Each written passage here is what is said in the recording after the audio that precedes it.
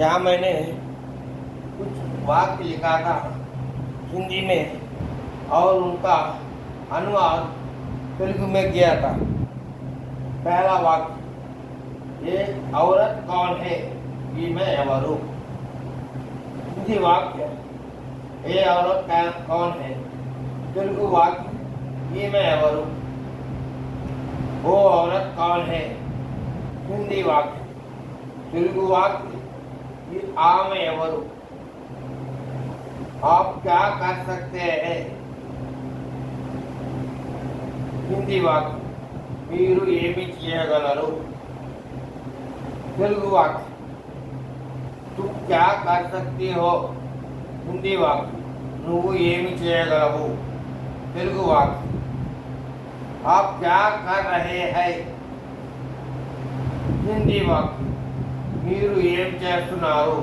तेलुगु वाक्य, नाश्ता तैयार हो गया क्या। हिंदी वाक्य, अल्पाहार सिद्धమైందా। तेलुगु वाक्य, उस औरत को हमें बुलाना है क्या। हिंदी वाक्य, आमनि మనం పిలవాలా। तेलुगु वाक्य, आपको क्या मालूम हुआ। हिंदी वाक्य, మీకు ఏం అర్థమైంది। तेलुगु वाक्य, उसने आपसे क्या कहा। हिंदी वाक्य, अतनु मीतो ఏం చెప్పాడు। तेलुगु वाक्य। और इसमें महत्वपूर्ण हिस्सा ये है कि कुछ जरूरी, बहुत जरूरी हिंदी शब्दों का तेलुगु अर्थ जानना बहुत जरूरी है। औरत, स्त्री లేదా ఆడది। कौन, ఎవరు। आप, మీరు। तुम, నువ్వు।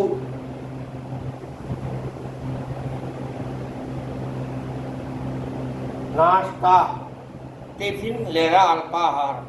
టిఫిన్ అంటే హిందీలో నాస్తాని, హిందీలో నాస్తాని, ఇంగ్లీష్లో టిఫిన్ అంటారు, తెలుగులో అల్పాహారం అంటారు। తయార్, రెడీ అయిందా, సిద్ధమైందా, రెడీ అయిందా। Is it ready, English word or English small sentence. Ready అయిందా, సిద్ధమైందా, తెలుగు సెంటెన్స్ స్మాల్ సెంటెన్స్। बुलाना, పిలుచుట। बुलाना हिंदी शब्द, పిలుచుట तेलुगु शब्द। मालूम, हिंदी शब्द, अर्थम अయిందా, नहीं तो मालूम हुआ। हिंदी वाक्य, अर्थమైందా, तेलुगु वाक्य। छोटा सा वाक्य, वो भी।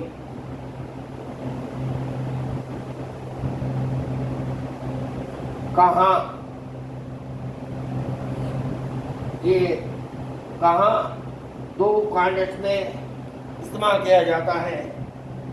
वो कहाँ गया, అతను ఎక్కడికి వెళ్ళాడు। उसने आपसे क्या कहा, అతను మీతో ఏం చెప్పాడు। दोनों में अर्थ में फर्क है, लेकिन सेम कहाँ एक कॉन्टेक्स्ट में एक जैसा इस्तेमाल किया जाता है और दूसरे कॉन्टेक्स्ट में दूसरे जैसा इस्तेमाल किया जाता है। फिर और बात बताऊंगा और यहाँ लिखूंगा भी।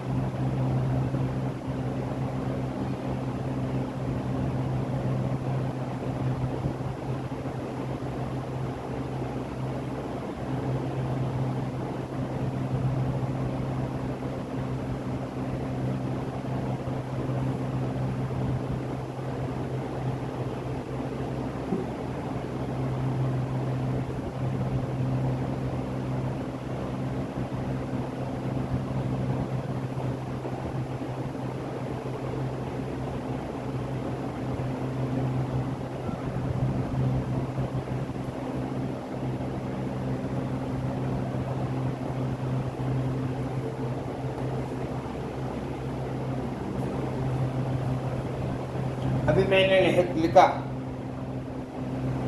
दो कॉन्टेक्स्ट में, अलग अलग कॉन्टेक्स्ट में कैसे इस्तेमाल किया जाता है। सेम कहा, उसने आपसे क्या कहा, कहा यहाँ कहा यानी बोलना यानी टॉक। वो आदमी कहाँ गया, कहाँ यानी किस जगह, विच प्लेस।